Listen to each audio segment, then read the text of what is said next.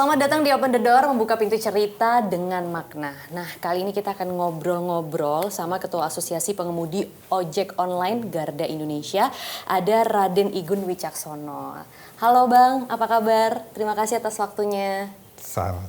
Terima kasih, selamat sore. Ya, selamat datang juga di tempat kami. Oke, terima kasih Bang. Bang Raden Igun ya, tapi biasanya dipanggil Bang Igun ya ini ya. Nah, Bang Igun kan memang sebagai Ketua Asosiasi Pengemudi Ojek Online Garda Indonesia. Udah banyak dong dikenal luas karena itu. Tapi sebelum dikenal luas di situ, Bang, sebenarnya Bang ini sosoknya siapa sih dan berkiprahnya tuh di mana? Ya, seperti yang kami dirikan ya, kami mendirikan Asosiasi Pengemudi Ojek Online Garda Indonesia ini. Sebelumnya kami ojek online.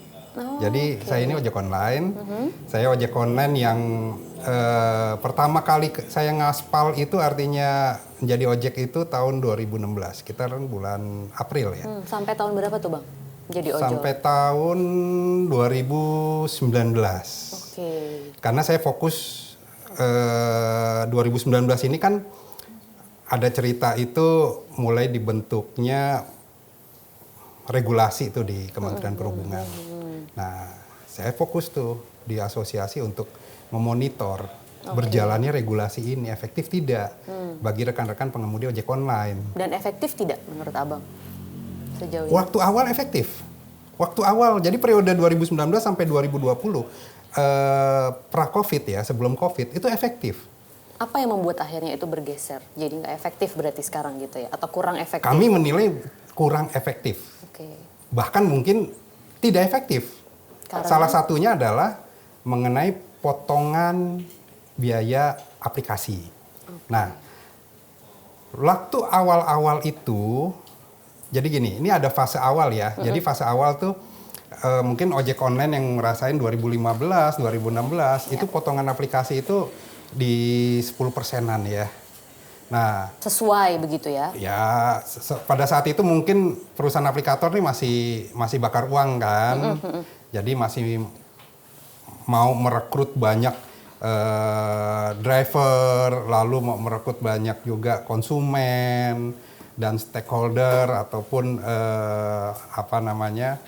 di ekosistem ini biar rame lah gitu. Nah, ternyata kan masuk tahun 2018 ini tarif turun, biaya potongan aplikasi dinaikin jadi 15% seperti itu. Akhirnya demo pertama kami tuh dari asosiasi. Tapi pada saat itu belum asosiasi, kami ini masih aliansi. Saya membentuk asosiasi awal itu emang 2017 namanya Perkumpulan Pengemudi Transportasi Jasa Daring Indonesia. Itu berbadan hukum berlegalitas 2017. Namun masih belum menjalankan fungsinya pada saat itu. Lalu 2018 karena adanya perubahan tarif signifikan dari perusahaan aplikasi yang tadinya pendapatan bagi kami ini pendapatannya dari tarif itu bagus. Menjadi anjlok. 2018 itu tarif dari dua perusahaan aplikasi yang besar ya. Pada saat itu existing pada saat itu antara 900 sampai 1.200 rupiah. Nah, timbullah kawan-kawan kami yang lain dari berbagai komunitas itu kami berkumpul, kami sepakat untuk membuat aliansi pergerakan yang kita sebut Gabungan Aksi Roda 2 atau Garda ini. Garda itu jadi Gabungan Aksi Roda 2 Gabungan ya. Aksi Roda 2. Baik. Aksi pertama kami tanggal 27 Maret 2018 ke Istana. Itu langsung diterima oleh Presiden Jokowi. Nah, pada saat itu 2018 tanggal 27 Maret itu permintaan kami hanya dua. Yang pertama adalah negara atau pemerintah menghadirkan payung hukum. Yang kedua adalah pemerintah ini mengatur tarif. Jadi tarif ini tolong jangan diatur oleh perusahaan aplikasi. Presiden hanya mengabulkan satu, yang mengenai tarif. Ya? Oh, yang mengenai tarif. Ya, waktu itu perlindungan payung hukum itu akan diserahkan kepada DPR RI. Oke. Nah, kami sepakat dengan pemerintah. Oke, kalau gitu pemerintah mengatur tarif. Nah, dimulailah Presiden memerintahkan kepada Menteri Perhubungan, lalu Menteri Kominfo, Mensetnek pada saat itu, KSP, untuk membentuk tim mengenai penyiapan pembentukan tarif ojek online. Oke. Nah, sepanjang jadi didengar begitu mulai ya, diterima lah aspirasi kami ya. Nah, karena tanggal 27 Maret 2018 itu baru hanya tarif, sedangkan payung hukum ini kan diserahkan oleh Presiden kepada legislatif sebagai pembuat undang-undang. Ya. Tanggal 23 April 2018 kami aksi besar lagi ke DPR RI. Oke, menuntut dibuatnya undang-undang itu. Menuntut gitu ya. dibuatnya rancangan Ya. ataupun revisi undang-undang, baik itu revisi undang-undang lalu lintas angkutan jalan ataupun rancangan undang-undang transportasi online. Dan yang diterima mana? tidak waktu itu aksi? Kami langsung pada saat 23 April tersebut diterima oleh Komisi 5. Kami RDP langsung di situ, RDPU ya, rapat dengar pendapat umum dengan Komisi 5 periode 2014-2019. Sambutannya adalah karena udah tahun 2018, sedangkan membuat undang-undang ini kan butuh waktu panjang. Jadi Komisi 5 yang menyampaikan bahwa ini ditampung, undang-undang ini mungkin akan dimulai kami akan coba progres di periode selanjutnya. Oke. Gitu. Jadi mengenai payung hukum ini masih belum jelas. ada, masih belum Sampai jelas. Sampai sekarang juga belum jelas ya? Pada saat itu aja belum jelas kan, sekarang pun belum jelas. Nah, jadi tahun-tahun tersebut kami fokus untuk bersama Kementerian Perhubungan membentuk tarif. Akhirnya keluarlah itu tarif di 2019-nya. Yeah. Dari hampir setahun dari kami aksi pertama itu, hampir setahun baru tarif dibuat oleh Kementerian Perhubungan melalui Permenhub nomor 12 tahun 2019. Dan waktu itu potongannya berapa untuk driver? Masih 15%. Masih 15%. Kita masih memberikan masih memberikan ruang buat perusahaan aplikasi untuk mengambil 15% pada saat itu. Efektif berjalan tuh. Ada turunannya Kemenhub, nomornya saya lupa, kalau nggak salah 348 tahun 2019 itu. Terus tahun 2020 ada lagi turunan lagi mengenai revisi tarif, evaluasi tarif gitu. Tarif berjalan baik, berjalan efektif, potongan aplikasi juga berjalan efektif. Lalu masuk masa periode COVID. Nah, mulailah di COVID ini nih. Tarif mulai menurun. Tarif mulai diturunkan lagi. Iya. Promo-promo dibesarkan. Pada saat itu kan sebagian besar ojek online ini kan tidak bisa ngojek. Okay. Sebagian besar ojek online tidak bisa ngojek, tidak bisa bawa penumpang maksudnya. Jadi full di program makanan dan antaran barang. Baik. Nah, jadi besar-besarnya promonya itu ada di tahun-tahun tersebut. Nah, mulai timbul program-program yang sekiranya banyak malah menyusahkan dari para pengemudi nih, gitu. Nah, kalau kami seperti apa misalnya program yang menyusahkan pengemudi, atau yang kalau selalu menjadi poin masalah buat para pengemudi ojek online? yang sekarang Iya.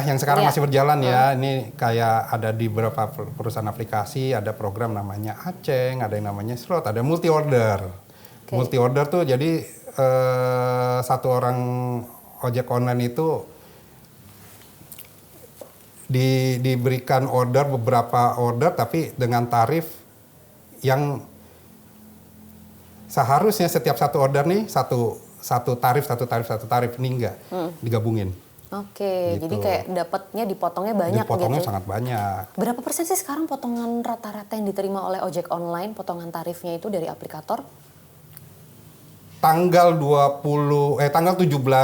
Februari 2025 ini kami menyerahkan bukti potongan biaya aplikator kepada Komisi 5 DPR RI yang selanjutnya mereka menyerahkan kepada Menteri Perhubungan. Oke.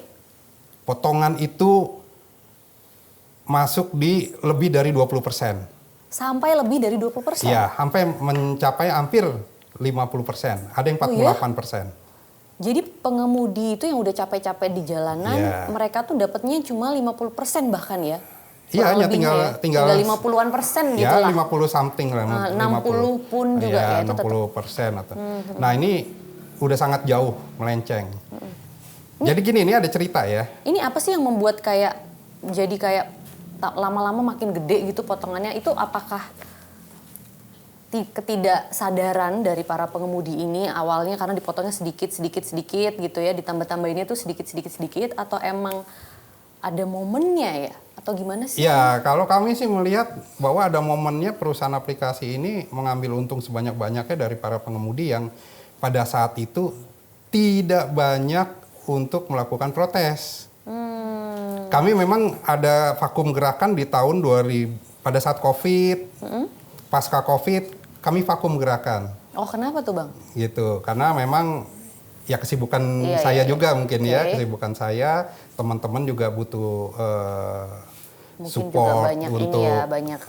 Nah, juga pada saat itu kawan-kawan Kegiatan juga terbatas ya. kegiatan terbatas dan mereka fokus cari nafkah. Oke. Gitu. Jadi apa yang dijadikan teman-teman ini suatu keluh kesah tidak bisa disampaikan Oke, aspirasi tersebut. baik. Jadi mereka lebih banyak tidak bergerak apapun. Oke. Jadi menerima saja. Jadi intinya sampai sekarang, dari dulu sampai sekarang masalah utama dari para pengemudi ojek online ini adalah potongan. Ya. Yang suka tiba-tiba nambah begitu dari perusahaan Ya, aplikator. Nah jadi- kemarin pas Februari udah memprotes ya, memberikan bukti-bukti itu, tanggapannya apa? Belum ada tanggapan sampai sekarang pun. Dan belum tidak ada namanya diskusi dari pihak pemerintah terhadap kami asosiasi. Karena gini, waktu pertama pembentukan awal, kamilah yang menginisiasi. Pembentukan awal tarif ya, dan regulasi yang ada di Kemenhub. Di situ ada Permenhub, ada Kepmenhub. Yang awalnya 15% potongan biaya aplikasi, lalu perusahaan aplikasi minta tambahan lagi 5% dengan alibi untuk biaya promosi, untuk asuransi, dan untuk promo-promo juga kepada para pelanggan gitu. Yang artinya ini dibebankan nih untuk kepada si driver gitu. Sebenarnya win-win solution atau tengah-tengahnya itu berapa sih Bang untuk aplikator dan juga untuk pengemudi ojol ini? Potongan itu harusnya berapa gitu? Seharusnya ya 15% saja udah efektif itu, udah bagus lah kalau kami menghitung.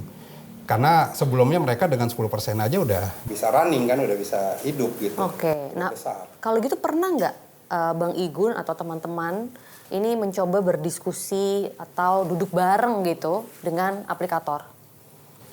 Beberapa momentum pihak DPR RI mencoba untuk menengahi duduk bareng antara kami asosiasi dengan perusahaan aplikator. Namun tetap perusahaan aplikator tidak pernah hadir. Oh jadi selama ini tuh momen-momen untuk coba duduk bareng tuh Iya. perusahaan aplikator nggak pernah hadir? Tidak pernah mau bersama dengan kami gitu, selalu menghindar. Nah, termasuk juga Kementerian Perhubungan sebagai regulator yang saat ini regulasinya masih aktif nih, gitu. Kami meminta sampai bersurat beberapa kali kepada Menteri Perhubungan agar duduk bareng dengan kami asosiasi kalau perlu pun dipanggil juga perusahaan aplikatornya. Itu tidak pernah ada respon.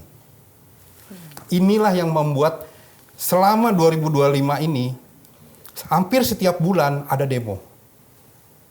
Selalu ada demo. Dari asosiasi. Dari asosiasi, dari rekan-rekan kami yang lain juga. Iya. Gitu, dari asosiasi yang lain juga, tidak hanya kami. Gitu.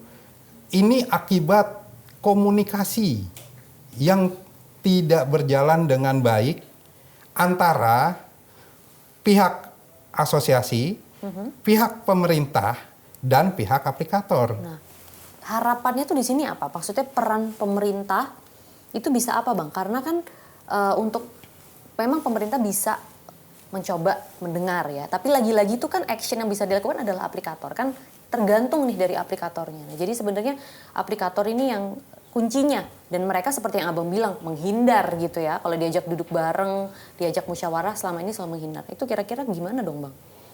Ya, ini sih ada sebenarnya ada pernah aplikator duduk bareng, namun sangat tidak berimbang. Itu tanggal bulan Juni kalau nggak salah di Hotel Redtop, perusahaan aplikator, kami dan beberapa asosiasi.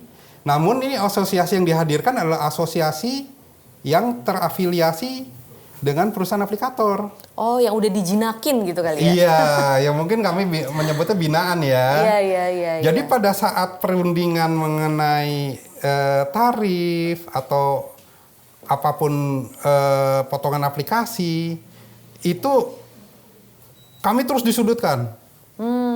Kami diserang di situ. Oke. Jadi tidak berjalan pembicaraan efektif. Nggak seimbang ya? Tidak seimbang. Baik. Gitu, sampai terjadinya keributan. Oke. Nah, sampai ada juga 6 tuntutan ya di bulan September itu. Iya. Itu gimana tuh, Bang, tindak lanjutnya sampai sekarang? Ada nggak yang udah terpenuhi? Belum ada ya yang terpenuhi satupun. Tapi baru rencana. Salah satunya adalah mungkin Presiden melihat hal ini bahwa ojek online ini perlu dibenahi. Nah, itu dia. Ya kan, ojek online ini perlu diberikan perlindungan. Akhirnya kami melihat Presiden turun tangan di sini. Akan menghadirkan, yang kami dengar informasinya akan menghadirkan peraturan Presiden atau Perpres. Ini yang masih kami tunggu. Informasinya nanti di dalamnya mengenai tarif atau potongan biaya aplikasi yang kami tuntut. Yang kami tuntut kan ini 10%. Potongan biaya aplikasi itu, kami juga belum tahu informasi jelasnya seperti apa. Karena hingga saat ini yang baru diajak bicara dengan pihak pemerintah baru perusahaan aplikatornya saja. Kami belum diajak bicara. Dan kami belum diberikan informasi seperti apa Perpres ini nantinya. Jadi aplikator tuh udah coba diajak bicara ya. Iya. Tapi dari asosiasi belum ada info, baru dengar-dengar aja mau ada Perpres ini. Iya. Kalau menurut Bang Igun sendiri ya, kenapa aplikator ini kayak kuat banget? Ada backingan? Ya saya nggak tahu ya. Mereka menurut ada backingan abang, atau misalnya, apa. Tapi yang sudah feeling abang gitu. Yang sudah pasti mereka ini memiliki kapital yang besar. Keuangan yang besar.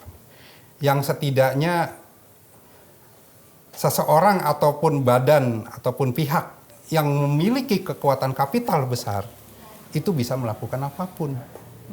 Gitu.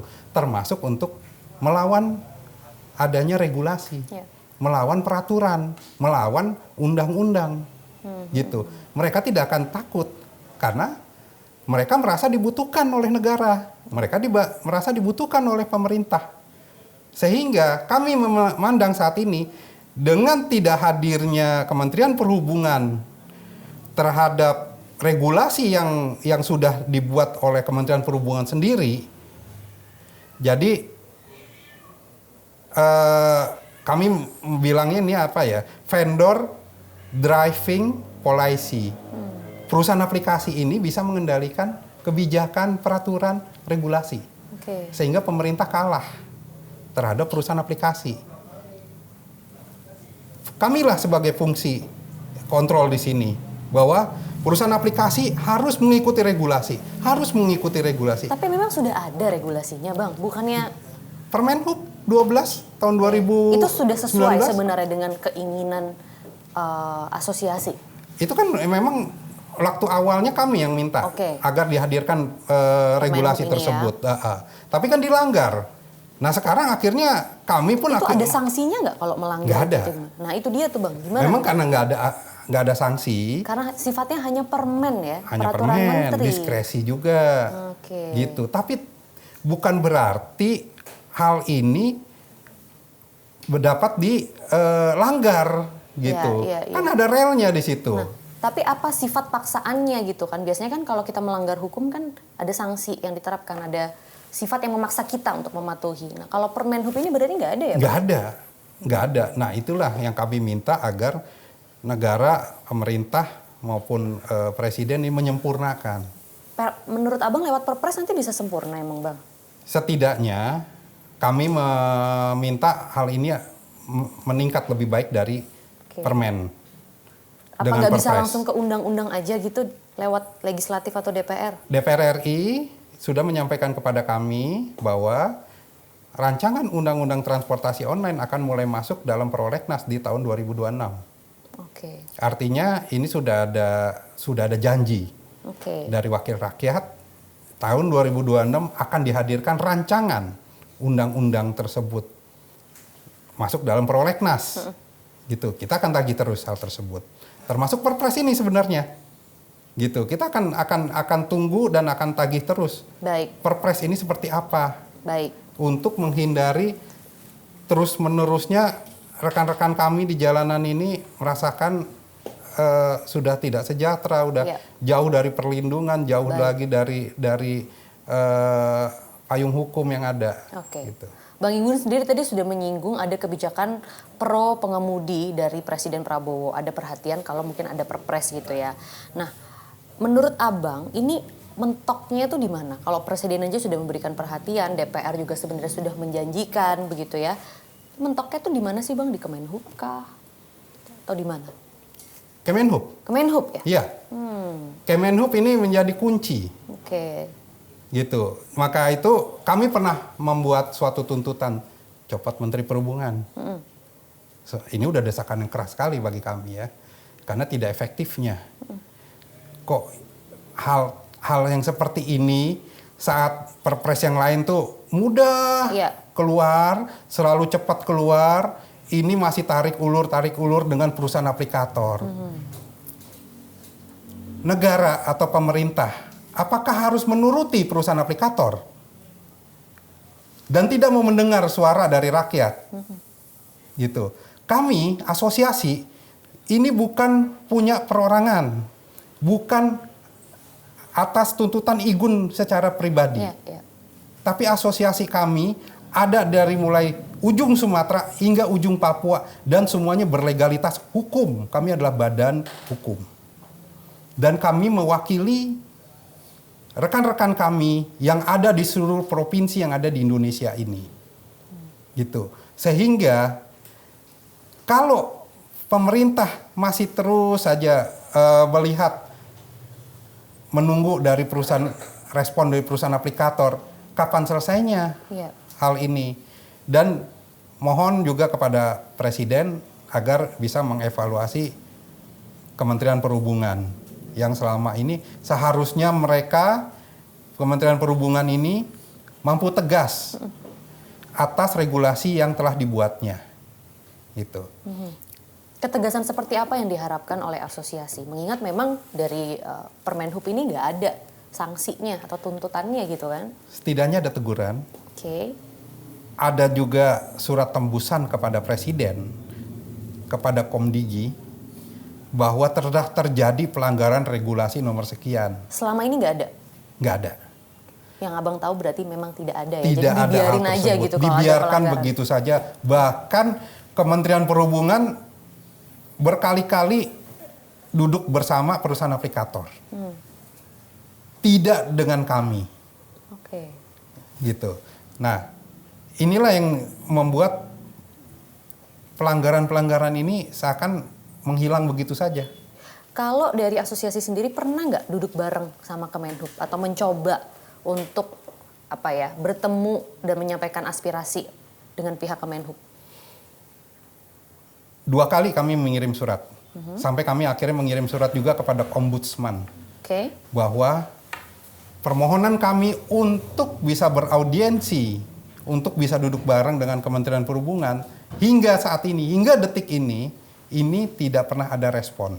Jadi nggak pernah terwujud? Tidak pernah terwujud. Dari awal banget sampai pendirian asosiasi atau dimulainya ada aliansi? Untuk Kementerian Perhubungan yang periode saat ini. Oh, baik. Untuk sebelumnya itu responsif. Bahkan kamilah yang diminta untuk membantu membentuk tim. Oke. Membentuk tim perumusan tarif. Ya. Gitu. Baik, jadi yang sekarang ini yang tidak responsif ya, yang didengar hanya aplikator gitu. Iya, menteri yang sekarang. Oke. Menteri Perhubungan yang saat ini. Sebenarnya kan kalau kita lihat jumlah driver ojek online di kota-kota besar ini kan udah banyak banget ya. Apakah juga itu menurut Abang membuat dampak adanya semacam potongan tarif yang lebih besar dari aplikator? Kalau potongan tarif itu karena mereka banyak membiayai para ojek online ini dan mungkin pesanannya atau harganya tuh nggak bisa terlalu dimahalin gitu Bang. Takutnya customer kabur atau gimana sih sebenarnya permainannya atau kalkulasinya gitu loh. Sebenarnya bisa nggak sih menguntungkan tidak hanya aplikator tapi juga menyejahterakan pengemudi ojek online dan juga menguntungkan customer, artinya nggak terlalu mahal gitu. Adanya Permenhub 12 tahun 2019 maupun Kepmenhub 1001 tahun 2022 itu adalah mengatur bagaimana ekosistem ini berjalan dengan baik. Di situ mau berapapun jumlah pengemudi, mau berapapun jumlah UMKM yang akan terlibat, disinilah sudah ada aturannya, regulasinya. Jadi mengenai dengan banyaknya jumlah pengemudi ini akhirnya menjadi beban perusahaan aplikator, itu tidak akan terjadi karena selama ini yang terbebani malah si driver karena semua biaya operasional itu driver yang paling besar. Gitu. Kalau kami minta silakan kalau aplikator ini mau buka-bukaan berapa biaya produksi mereka untuk membuat satu orderan saja. Berani tidak perusahaan-perusahaan aplikasi ini membuka kepada publik, membuka kepada masyarakat? Iya.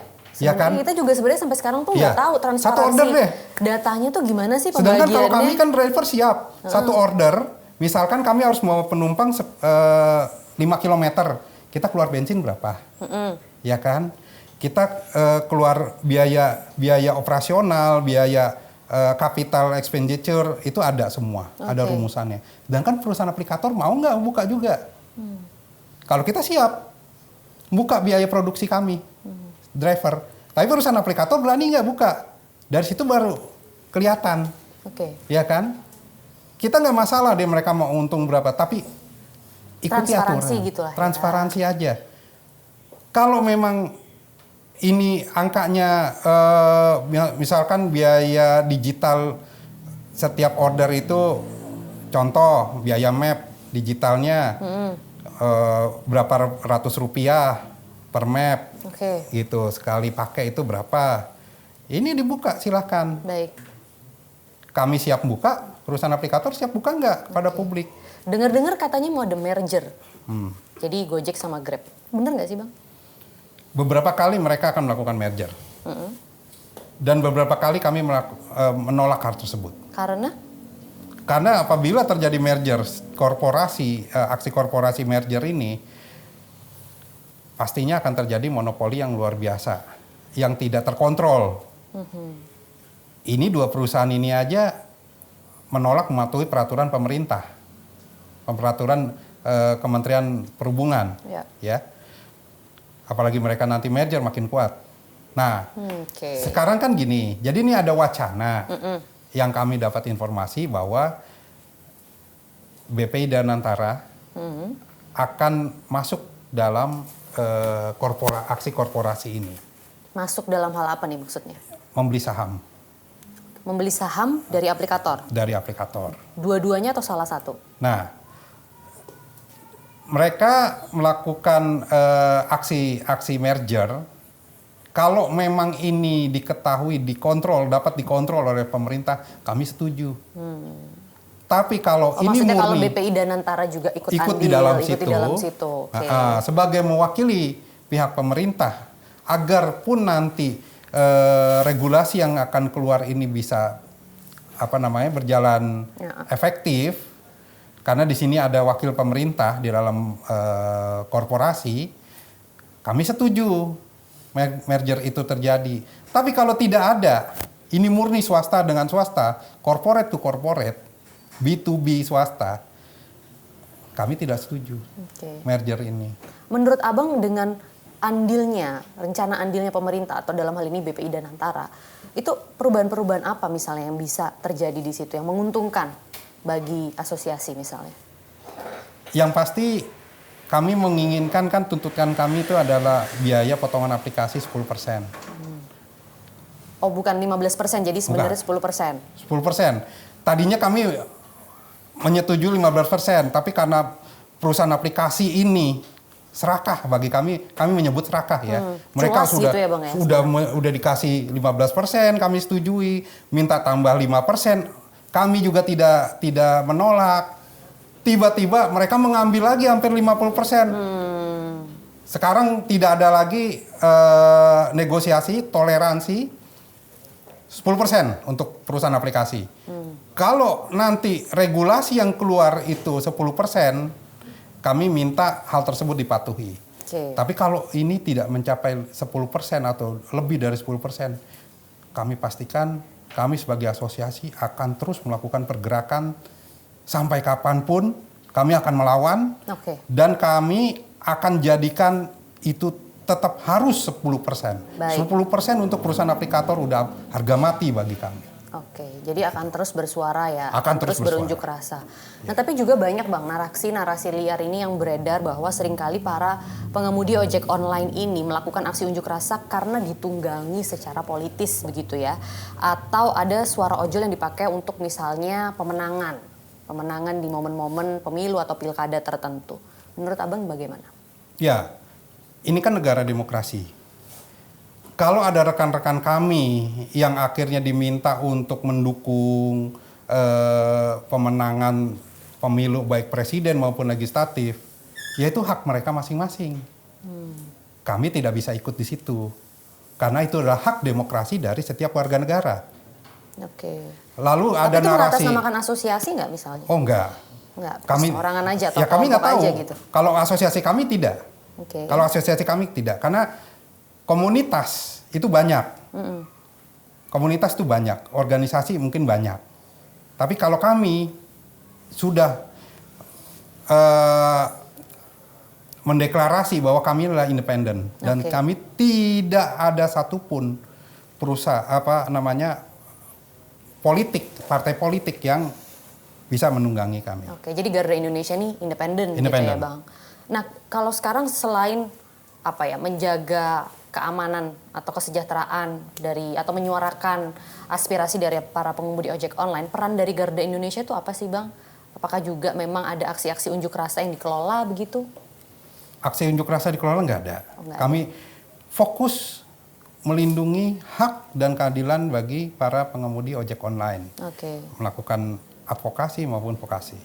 Jadi kalau misalnya ada biasanya di sosial media tuh Bang, banyak narasi-narasi yang beredar misalnya pengemudi ojek online ini sebenarnya kalau melakukan demo atau ada aksi aliansi demo tuh sebenarnya itu pengerahan massa gitu. Jadi kayak ada request gitu ya, mau demo apa biar ada massa yang banyak kelihatan untuk menjatuhkan misalnya salah satu komunitas atau kelompok tertentu atau instansi tertentu. Itu benar nggak sih Bang? Kalau kami nggak pernah ngeliat seperti itu ya. Artinya. Tapi ada nggak request untuk demo atau aksi unjuk rasa seperti itu di Garuda Indonesia? Kalau kami nggak ada. Kami nggak ada. Banyak narasi bahwa Garuda Indonesia ditunggangi oleh partai politik atau politik mana. Silakan atau dibayar aja misalnya atau dibayar, untuk melakukan aksi unjuk rasa. Buktikan saja kalau emang ada terjadi hal tersebut. Iya kan? Buktikan saja. Karena gini, kami itu kan menyampaikan aspirasi adalah kepada DPR juga kan. Selain kepada pemerintah maupun presiden ya, kepada DPR.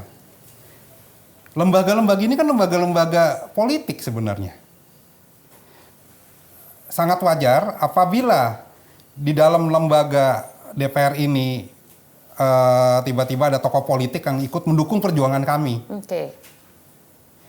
Dia seorang tokoh politik, lalu mendukung perjuangan kami karena melihat bahwa perjuangan inilah memang perjuangan yang harus diwujudkan. Ada tuh Bang berarti? Ada hal tersebut. Tokoh tersebut mendukung. Ya adalah dari salah satu partai politik. Tapi itu kan tugasnya sebagai anggota komisi. Bukan wakil sebagai gitu sebagai wakil rakyat, bukan sebagai orang politik, bukan sebagai utusan dari partainya. Jadi tugas sebagai wakil rakyat turut serta menyuarakan aspirasi kami sebagai rakyat kepada DPR RI, lalu DPR RI juga turut serta menyampaikan kepada pihak penguasa, baik pemerintah maupun kepada presiden, lembaga kepresidenan, seperti itu. Nah kalau ada ojol Garda yang demo begitu ya, itu abang yang berarti yang gerakin? Sejauh ini kami yang gerakan, kalau Garda yang demo.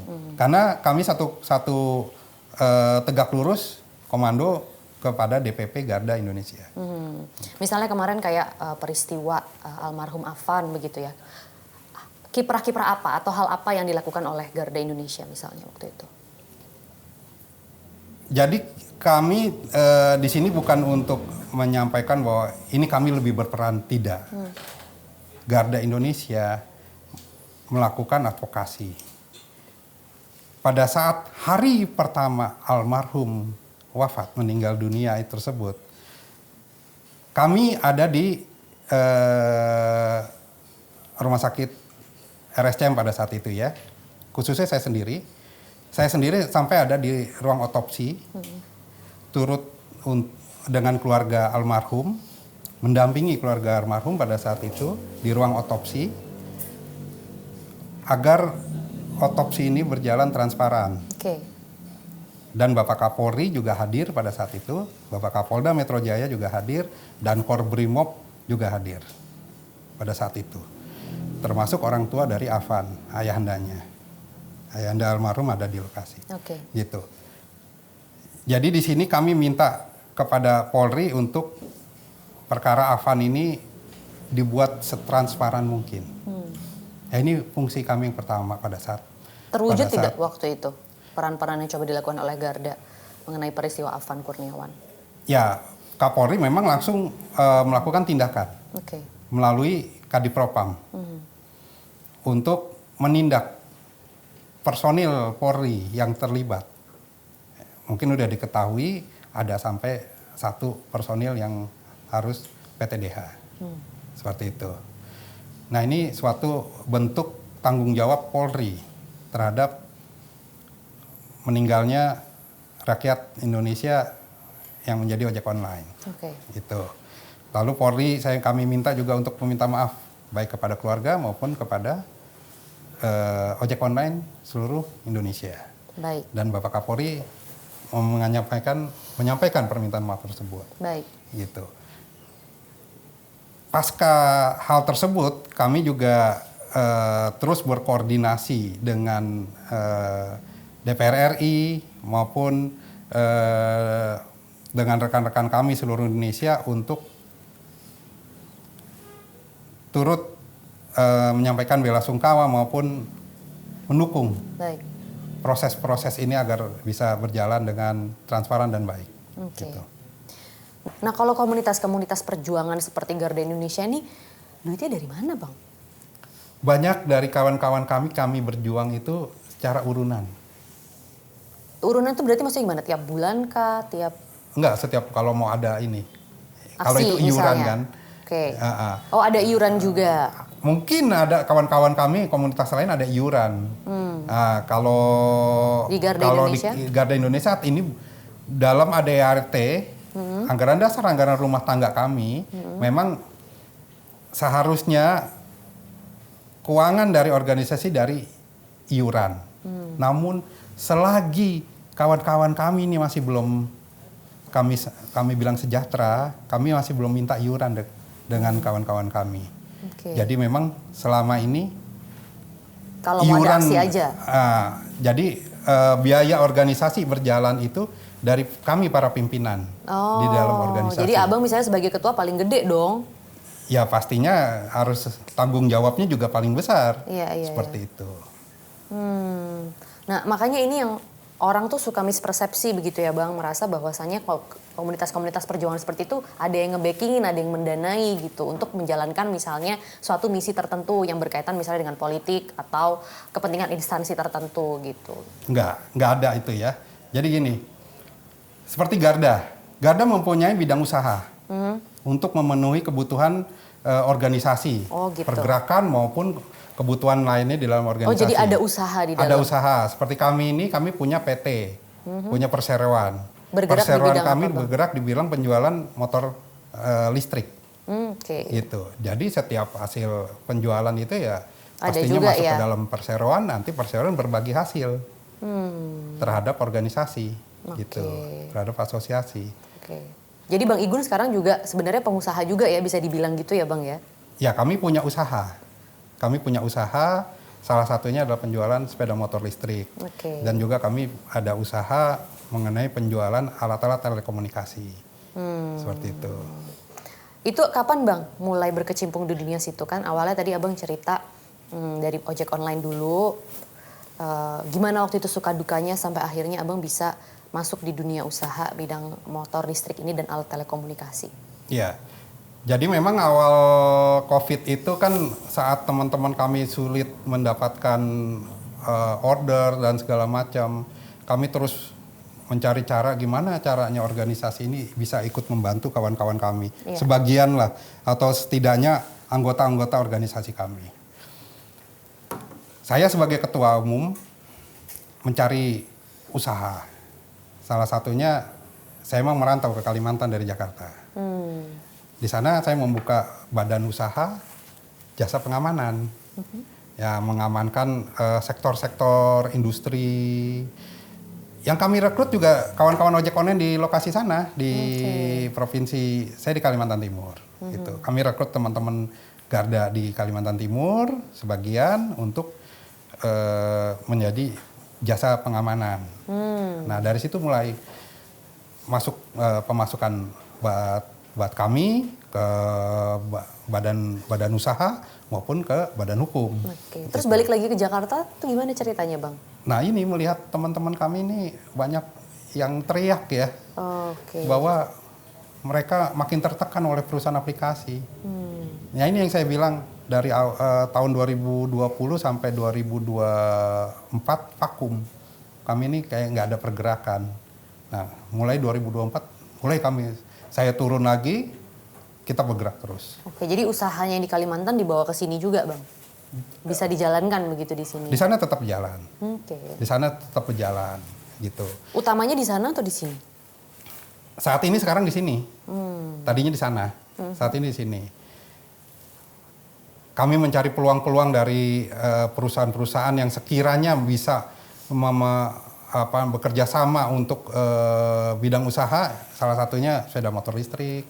Kita melakukan penjualan di situ, penyewaan sepeda motor listrik terhadap teman-teman ojek online dengan hitungannya per hari bayar sekian, 50.000, 60.000 rupiah per hari.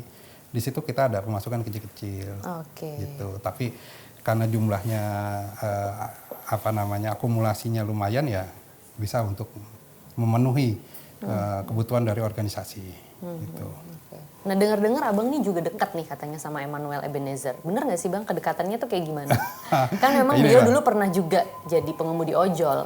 Saya belum tahu, saya nggak tahu dan saya belum tahu. Kalau saya tahu mungkin saya akan bilang iya. Tapi saya emang nggak tahu beliau ini ojol apa bukan.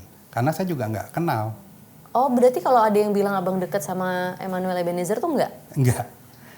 Saya nggak kenal. Baru sekali saya bertemu dengan beliau itu pada saat syuting di salah satu TV acara, itu aja baru ketemu itu. Kenapa ada yang mengaitkan abang jadi dekat sama dia kalau saya gitu juga nggak menurut tahu. abang? Saya juga Kalau nggak menurut tahu. abang kira-kira kenapa?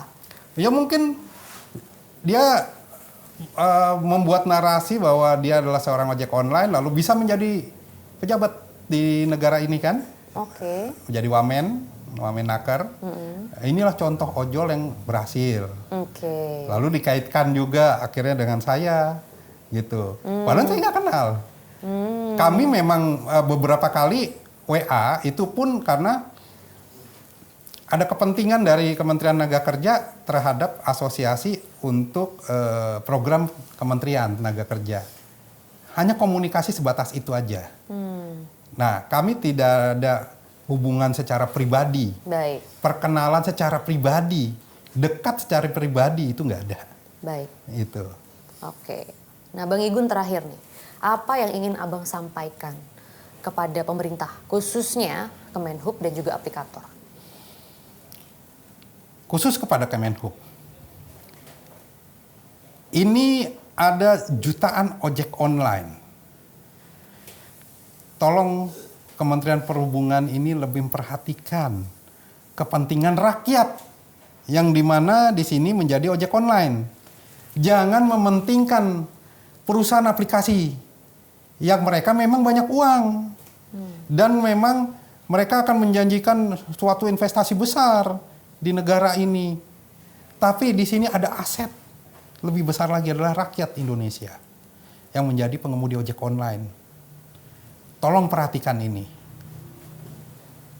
Banyak adanya tuntutan-tuntutan kami terhadap Menteri Perhubungan maupun Kementerian Perhubungan yang tidak pernah didengar aspirasi ini oleh Kementerian Perhubungan. Kami mohon Presiden juga bisa mengevaluasi Kementerian Perhubungan ini. Baik. Bahwa kami beberapa kali mencoba berkomunikasi dengan Kementerian Perhubungan, tapi mereka selalu menutup diri. Ya. Nah, terhadap perusahaan aplikasi,